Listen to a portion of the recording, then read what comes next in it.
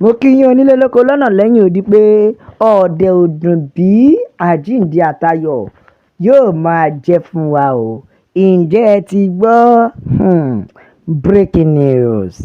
Agbesunmomi ni o. Wọ́n tún ti ṣiṣẹ́ láabi lóru mọ́jú níbi tí wọ́n ti pa ìlú mẹ́rin pọ̀ tí wọ́n dẹ̀ ṣiṣẹ́ láabi nínú ìlú mẹ́rin yẹn. Wọ́n pa àwọn èèyàn 12, wọ́n dẹ̀ gbé àwọn èèyàn 25 tó túmọ̀ sí pé wọ́n pa èèyàn 12, wọ́n dẹ̀ gbé èèyàn 25 lọ. Bẹ́ẹ̀ ni Agbesunmomi parapọ̀, ẹ máa gbọ́. Agbesunmomi launched coordinated night attack on 4 communities. Ìlú mẹ́rin ọ̀tọ̀ọ̀tọ̀, ẹ tún gbọ́, ìlú mẹ́rin ọ̀tọ̀ọ̀tọ̀ ni àwọn Agbesunmomi yìí papọ̀ tí wọ́n ti ṣe ọṣẹ́. Wọ́n pa ìlú mẹ́rin pọ̀ tí wọ́n ti ṣe ọṣẹ́. Ẹ wá wo ìlú mẹ́rin yìí. Ṣẹ̀yìn ní ìlú mẹ́rin yìí, agbègbè Sokoto ní ìlú mẹ́rẹ̀ẹ̀rin wà. Ìyẹn ní Sabon Birni Local Government Area of Sokoto State. Sultanu Sokoto sọ̀gbọ́ ọ̀ọ́nì rí nǹkan kan sọ.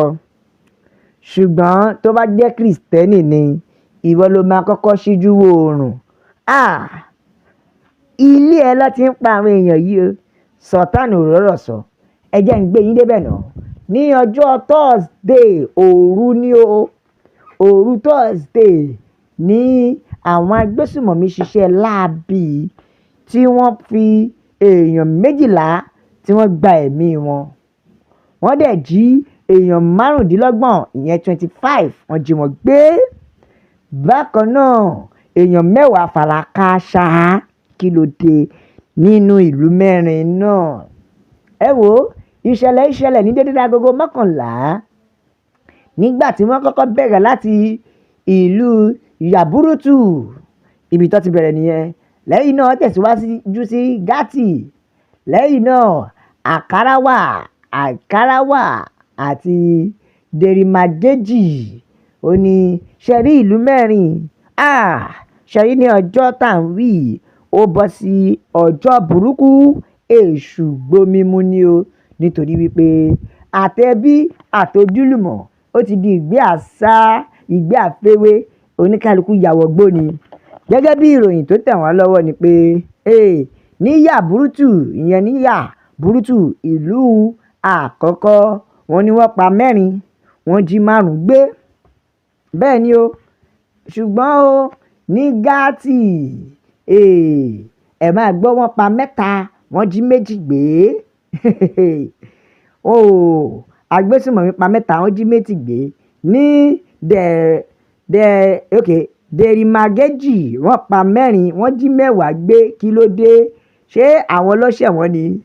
Wọ́n pa 4, wọ́n jí 10 gbé. Ìyẹn ní Derimadeji, láti lè jẹ́ kí ẹ mọ̀ pé kò sí é. Ní Àkàràwà tó jẹ́ ìlú kẹrin, wọ́n pa èèyàn kan, wọ́n jí 8 gbé. Go and do the math kó lè mọ̀ wípé Agbesunmomi ń ṣiṣẹ́ lọ lọ́wọ́lọ́wọ́. Sultanu Sokoto, ẹ ní láti tètè dá sí ọ̀rọ̀ tó lọ lọ́wọ́lọ́wọ́ yìí, nítorí ẹ̀yin lẹ ń sọ pé àwọn Agbesunmomi yìí ẹni kan máa bá wọn pò ó, ẹ̀yin àti Gúnmi. Ẹ lọ́mọ ìyá yín ni. Ṣé ara ìwà ọmọ ìyá náà lélẹ̀? Ẹ jẹ́ ká ka àtẹ̀jíṣẹ́ àwọn èèyàn mi jáde. Bẹ́ẹ̀ bíi pé mi ò parọ́, Emeka ló ní káàbọ̀.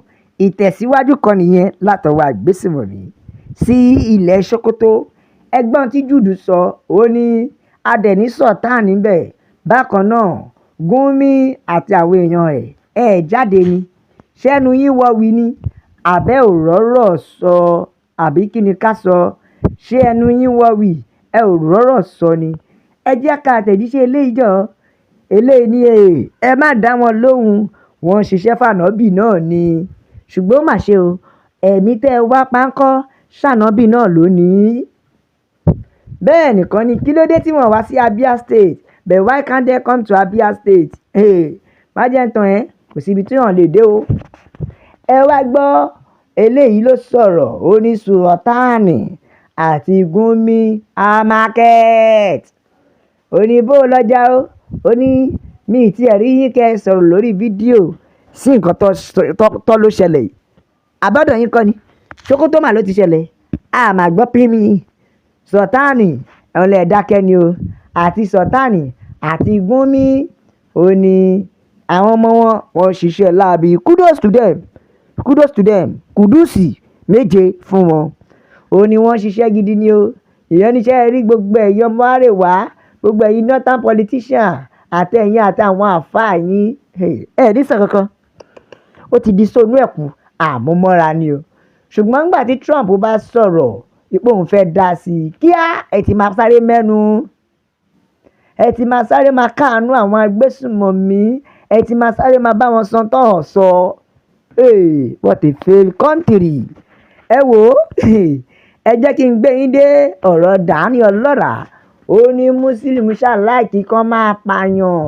ó dàbí pé ìpànìyàn ń bẹ nínú ẹ̀sìn Muslim àbí ká sọ pé kán máa pa Kristẹni tàbí kán tún máa pa ara wọn ó fẹ́ dàbí normal thing fún àwọn ẹ̀sìn yìí ẹ wo eléyìí ló sọ̀rọ̀ jẹ́rìsì ó ní the way out of this politician but they still claim like they don't know what is happening wọ́n kúkú mọ bó ṣe ń lọ ó ní ṣùgbọ́n Ọlọ́run náà ṣèdájọ́ o gbogbo ẹ̀yin tẹ́ tọ́pa yìí náà kọ́lọ́run tẹ́ yín sí afẹ́fẹ́ rẹ̀ àwọn olórí yìí ò ní rọ́rọ̀ sọ ẹ já ká àtẹ̀jíṣẹ́ eléyìí jọ ó ní báwo lẹ ṣe fẹ́ justify pípa àwọn kìrìsìtẹ́nì tí ó ń wá látọwọ́ àwọn mùsùlùmí ṣé ìyẹn ṣó mọ́pọlọ wá àbí ṣé ìyẹn ò sọ fún wa pé àwọn agbésùnmọ̀mí wọ́n lo advantage ẹ̀sìn láti máa fi pa wá Nàìjíríà ọ̀rọ̀ ni àti pàápàá jùlọ